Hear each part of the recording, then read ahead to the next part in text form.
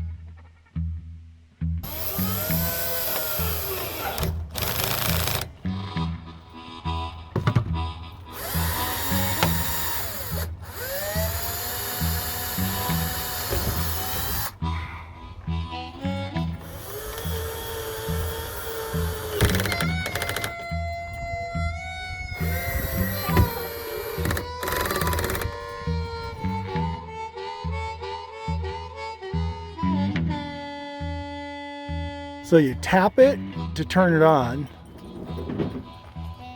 and then you tap and hold it,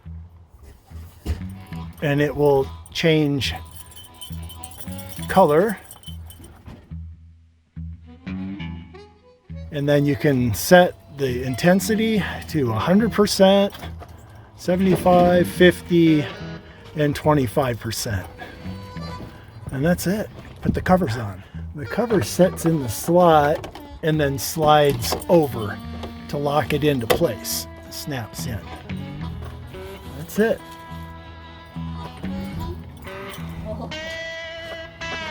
%, 25%, 75, 50, and then from the amber color to a mix, and then to a solid bright white, kind of a blue-white tone.